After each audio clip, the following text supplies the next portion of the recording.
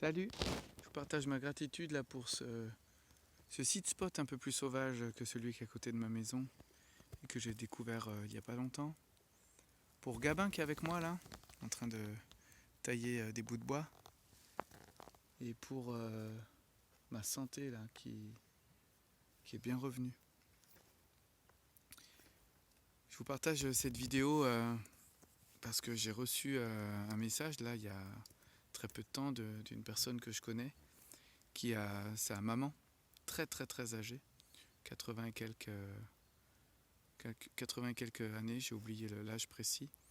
Et j'ai été assez touché par son témoignage parce qu'il se rendait compte que sa maman vivait dans un espace type EHPAD, qui n'avait rien à dire sur les équipes qui s'occupaient d'elle, mais elle voyait en fait qu'elle était très seule. Enfin, cette personne voyait que sa mère, était très seule et qu'elle s'installait progressivement dans une sorte de démence, tout en douceur, et ça l'attriste en fait.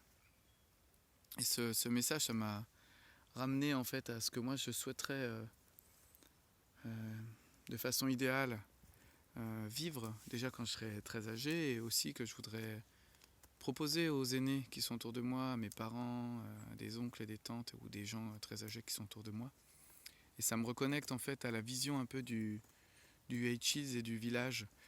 Euh, parce que finalement, ce que nous partage donc cette personne là qui est un peu en peine de voir sa maman vieillir dans un établissement, mais qui ne peut pas faire autrement, qui a des activités qui lui prennent tant de temps. Il est fils unique et il n'a pas la place en fait dans son emploi du temps pour prendre soin de sa maman au quotidien. Et du coup, c'est ce qui arrive aussi aux parents qui se retrouvent seuls avec leurs enfants. Là, j'ai l'impression que plus tard, les enfants se retrouvent seuls avec leurs parents vieillissants. Et ouais, la communauté qui s'inspire des sagesses ancestrales, elle est vraiment composée de toutes les générations, de tous les cas de figure. Moi, j'entends souvent parler de groupes intergénérationnels, etc. Mais voilà, c'est super, hein, mais j'ai vraiment envie de nourrir l'intention de rassembler autour de moi des gens qui partagent cette vision du groupe, c'est-à-dire de rassembler autour de nous nos parents, nos enfants, et de ensemble prendre soin de tout ce petit monde. Dans la communauté d'un peuple saint, d'un peuple ancien, les vieillards, en fait, ils ont une place centrale. C'est eux qui ont une expérience vraiment avérée. C'est eux qui mentorent les adolescents. C'est eux qui mentorent les adolescents. Et nous, quand on regarde bien, les adolescents dans notre société, ils se retrouvent entre eux, à se tirer la bourre, à se chercher.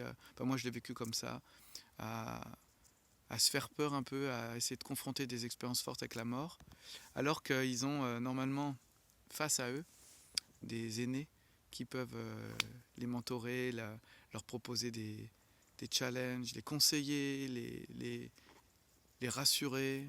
Mais non, nous on n'a pas ça. Enfin, moi j'ai pas vécu ça.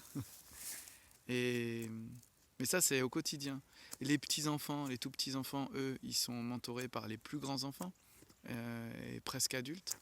Et les adultes, ils sont eux-mêmes mentorés par d'autres adultes un peu plus vieux, etc. Tout le monde se mentore, tout le monde prend soin de tout le monde. Et les familles, du coup, s'entraident.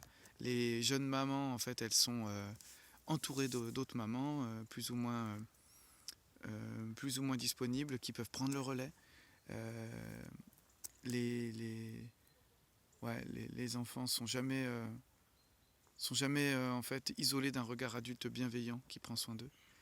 Voilà, cette espèce de microcosme un peu complexe où tout le monde prend un peu soin de tout le monde sans nier des espaces un peu intimes de foyer.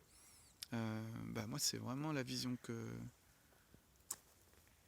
j'aimerais nourrir, quoi. C'est vraiment l'intention que j'aimerais poser là avec vous pour ce que je souhaite pour les prochains pas de ma vie, pour mes enfants, pour les enfants de mes enfants, pour mes parents, et pour tous mes proches. voilà, je voulais vous partager cette intention et, vous la partager. Voir aussi éventuellement comment elle résonne en vous. Si vous avez envie d'en parler, de témoigner dans les commentaires, n'hésitez pas. Allez, à très bientôt.